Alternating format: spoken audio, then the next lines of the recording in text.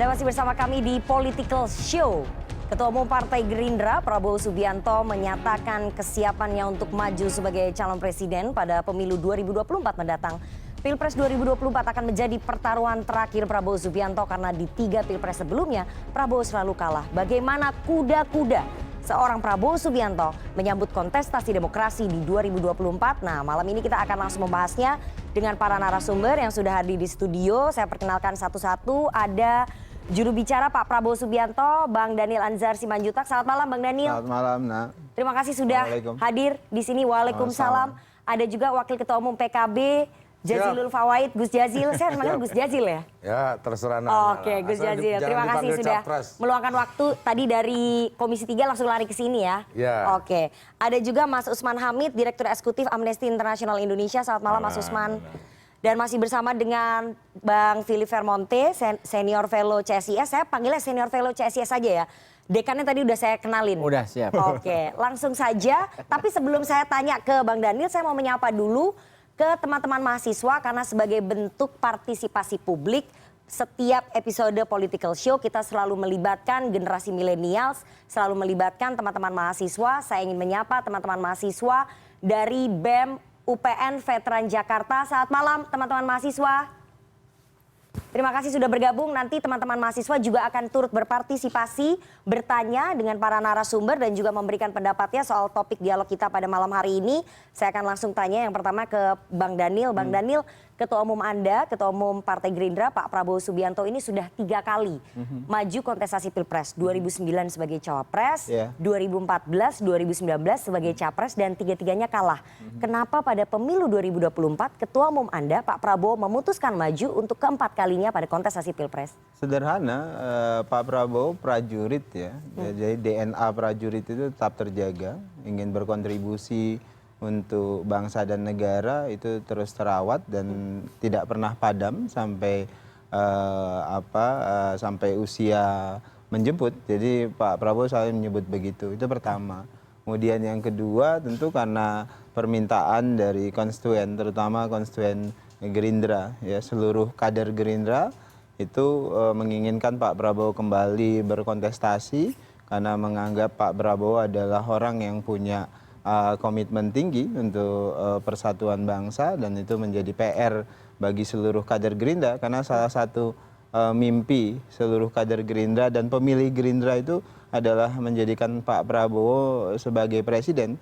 Jadi seluruh pemilih Gerindra itu kalau ditanya rata-rata salah satu harapan mereka itu adalah melihat Pak Prabowo menjadi presiden. Jadi 2 alasan itu menjadi latar belakang penting kenapa Pak Prabowo kembali berkontestasi di 2024.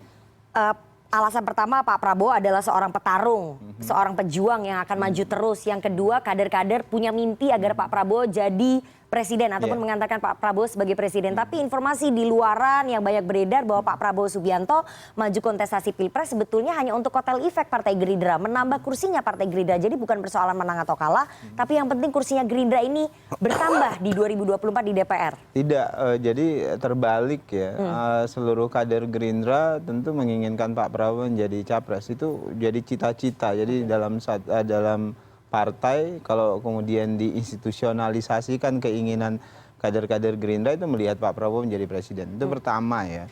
Kemudian kedua, sebagian besar kader Gerindra ya tidak menginginkan, bahkan seringkali kita menganggap Gerindra punya harapan ya Pak Prabowo jadi presiden dan seringkali juga sebagian kader menganggap nggak penting kami jadi anggota DPR, nggak penting kami jadi wali kota, bupati, tapi yang penting Pak Prabowo jadi presiden. Itu seperti praksisnya seperti ideologi yang praksis ya bagi kader-kader Gerindra, cita-cita besar kader Gerindra karena kami yakin Pak Prabowo punya visi, punya misi, kecintaannya terhadap NKRI itu luar biasa, kemudian saat ini 2024 saya pikir Pak Prabowo adalah salah satu tokoh yang berhasil ya berkomunikasi dengan baik dengan semua kelompok dan berhasil juga bekerja sama dengan semua kelompok, dan di 2024 kita membutuhkan tokoh-tokoh yang bisa mempersatukan,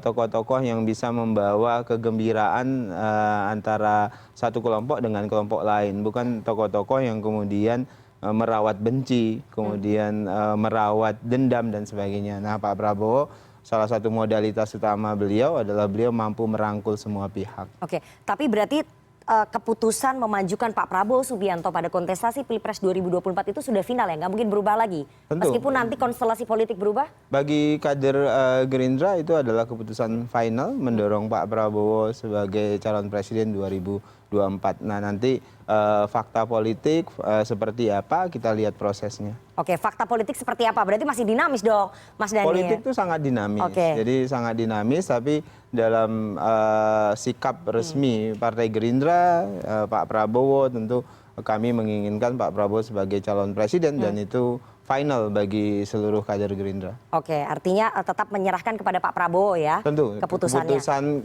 piagam kerjasama kami dengan Partai PKB juga menyerahkan keputusan capres dan cawapres kepada Pak Prabowo dan Caimin. Nah, ini saya mau tanya nih. Saya mau tanya nih ke Gus Jazil yang kemarin piagamnya udah sama-sama bikin acara di Sentul kalau nggak salah ya, itu ramai sekali yel-yelnya PKB dan juga yel-yelnya Gerindra. Tapi saya ingin tanya saya udah hafal yel waton. Oke, nanti mungkin bisa nyanyi ya setelah ini ya. Gus Jazil, ini sudah 3 kali berturut-turut 2009, 2014, 2019 ini PKB tidak pernah berkoalisi dengan Partai Gerindra. PKB selalu berkoalisi ke yang menang Pilpres. Kenapa sekarang mau koalisi dengan Gerindra? Ya, karena sekarang yang menang Gerindra. Oke. Itu optimismenya. Optimismenya Bang Daniel. Kalau didukung PKB biasanya begitu. Oke. Ya, saya setuju dengan Pak Daniel. Setidaknya begini, biasanya koalisi ini memang ditentukan komposisi jodoh dan juga prospeknya. Nah, ketika 3 kali Pilpres itu, ya PKB juga menghitung Pak Prabowo waktu itu kalah. Ya kan, makanya kita tidak gabung. Nah, hari ini hitungannya berbeda karena settingnya juga sudah berbeda kan. Apalagi sekarang ada persyaratan ambang batas Pilpres yang lebih tinggi daripada tahun 2009.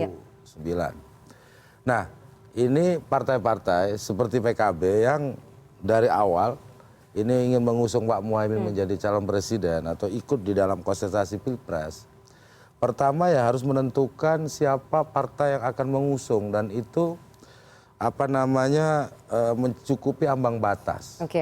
Jangan sampai orang mengaku atau mencalonkan calon presiden nggak jelas peraunya mau ikut kemana itu, atau sebaliknya ada peraunya nggak ada orangnya. Nah, PKB dengan Gerindra ini menurut saya peraunya sudah jelas.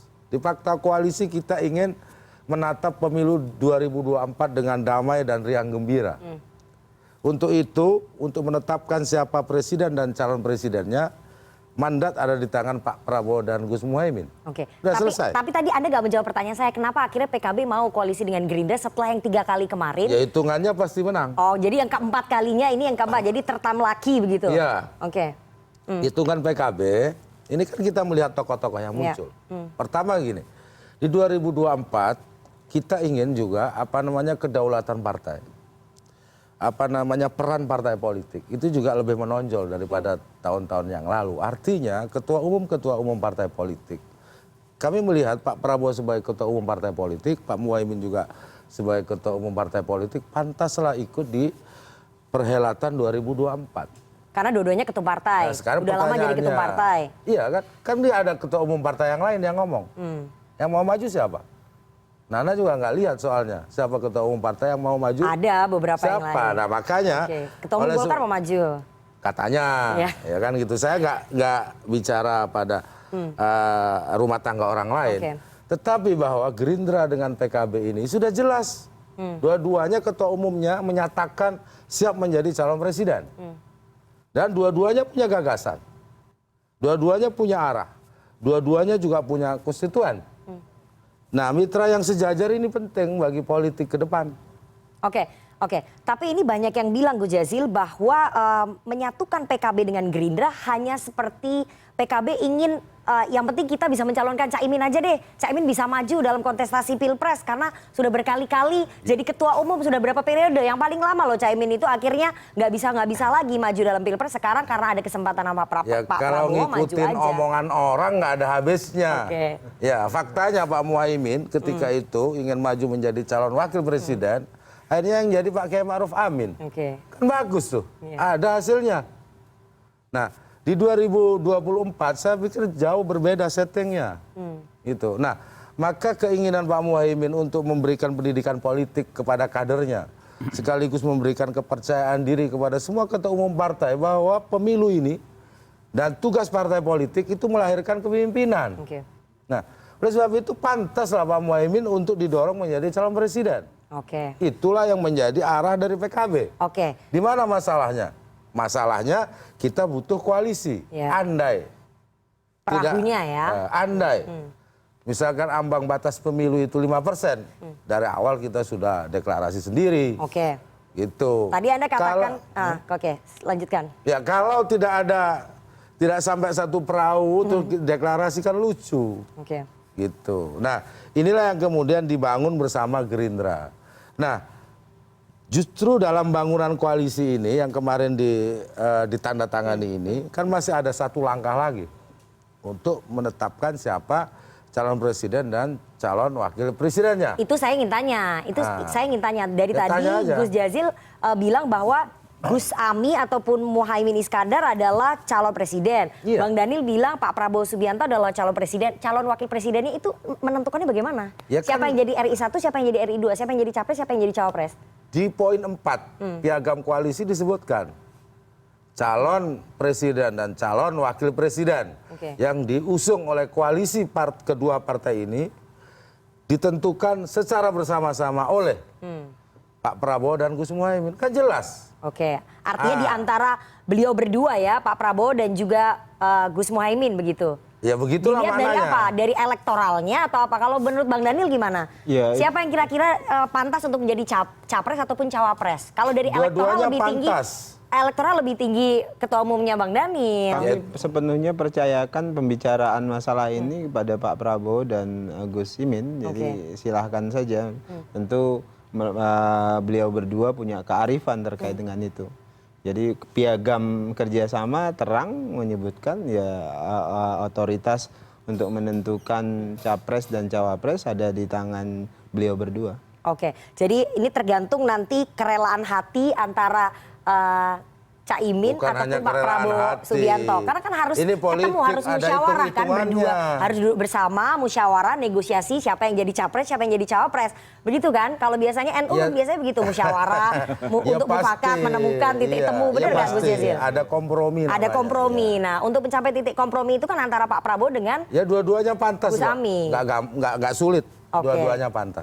Saya mau ke Mas Usman, tapi saya ingin tunjukkan dulu, kalau tadi kita udah bahas koalisi, tapi saya ingin tunjukkan ada data yang sudah kita punya. Beberapa lembaga survei sudah merangkum isu-isu saja, isu-isu apa saja yang kemudian menjadi perhatian dari responden. Mas Usman, tapi jangan dijawab terlebih dahulu, kita harus jeda terlebih dahulu, jangan kemana-mana, tetap di Political Show.